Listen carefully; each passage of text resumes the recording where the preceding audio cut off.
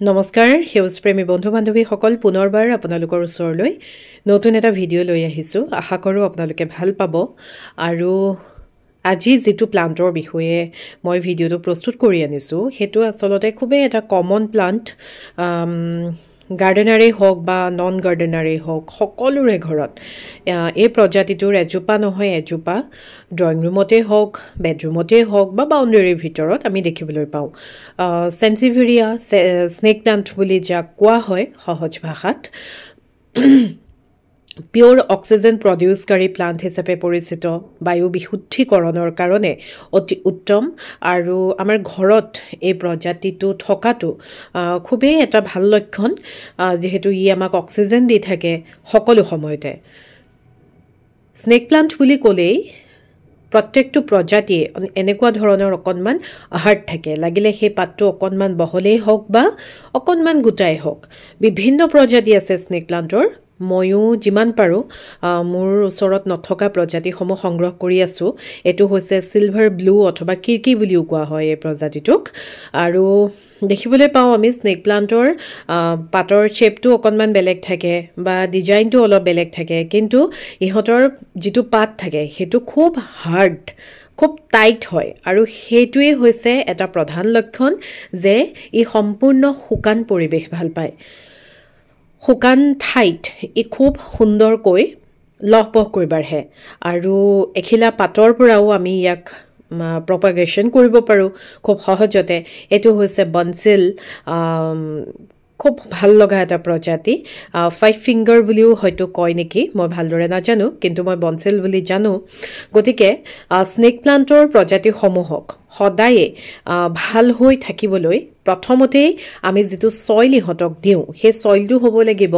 বালিৰ পৰিমাণটো বহুত বেছি ৰাখি তাত অকনমান মাটি আৰু কম্পোষ্ট হে তিনিটা মিশ্ৰণ প্ৰস্তুত কৰি যদি আমি সইলটো বনাও তেতিয়া হলে সেই স্নেক প্লান্টটো খুব সুন্দৰকৈ সাৰ্ভাইভ কৰে তাৰ পাছতে আপোনাৰ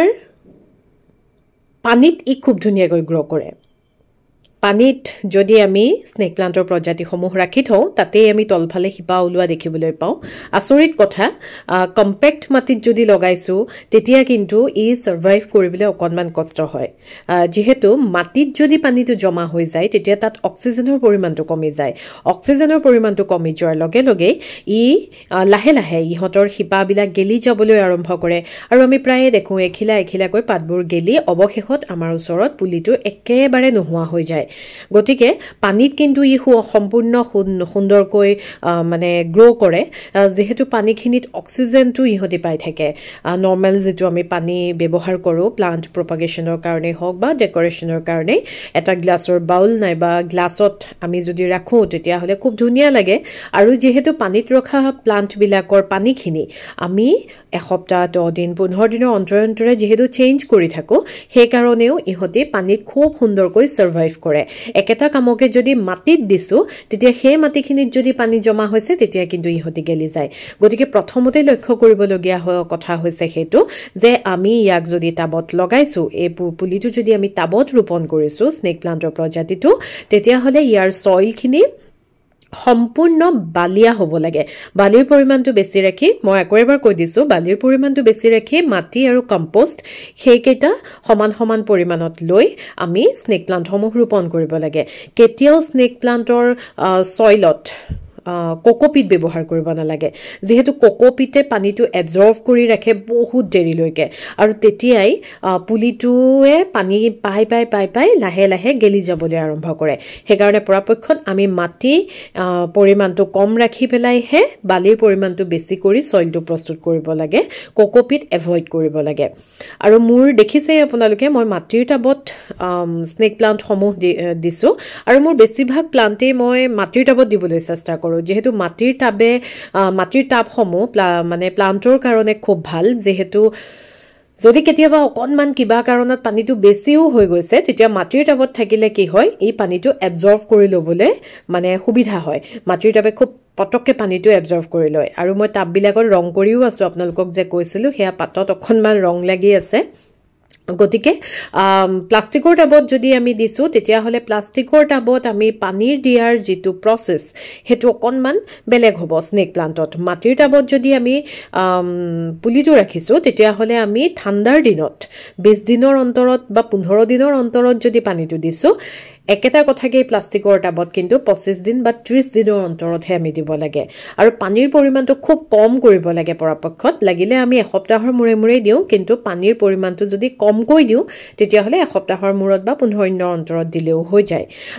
সইলটো যেতিয়া সম্পূৰ্ণৰূপে ওপৰটো ড্ৰাই হৈ যাব তেতিয়াহে আমি ইয়াত পানী দিব লাগে সকলো সময়তে স্নেক প্লান্টে পানী কেতিয়াও নিবিচাৰে সেইকাৰণে আমি সেই ক্ষেত্ৰত যদি সাৱধান হওঁ তেতিয়াহ'লে স্নেক প্লান্টসমূহ আমাৰ বাগিচাত খুব সুন্দৰ হৈ থাকিব আৰু ড্ৰয়িং ৰুমতে হওক এটা কৰ্নাৰত আমি যদি ধুনীয়াকৈ ৰাখিছোঁ তেতিয়াহ'লে দেখিবলৈ খুব আকৰ্ষণীয় হৈ পৰে গতিকে স্নেক প্লান্টসমূহক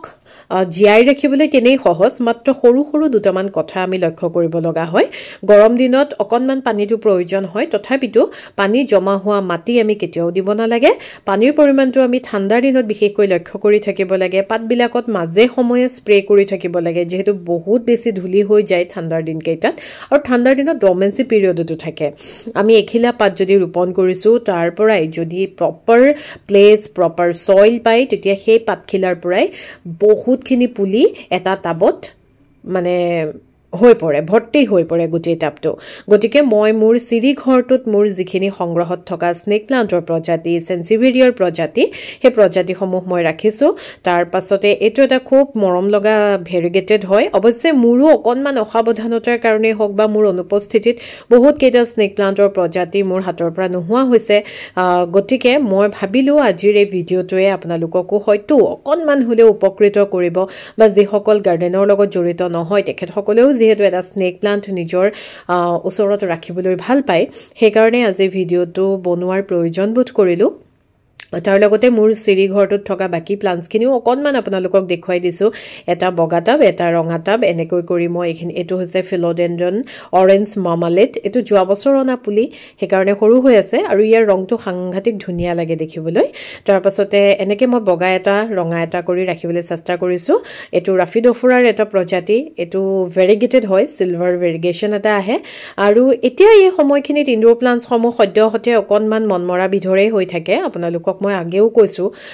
গতিকে চিন্তাৰ কোনো কথা নাই এতিয়া লাহেকৈ ফেব্ৰুৱাৰী লাষ্টৰ পৰা বা মাৰ্চ ফাৰ্ষ্ট উইকৰ পৰা ইহঁতি আকৌ নিজৰ ৰং ৰূপবোৰ আনি গ্ৰ' কৰিবলৈ আৰম্ভ কৰে আৰু ইহঁতৰ পুলি পোখাবোৰ ওলাবলৈ আৰম্ভ কৰিব যিহেতু আমাৰ জলবায়ু সলনি হ'ব বতৰটো সলনি হ'ব গতিকে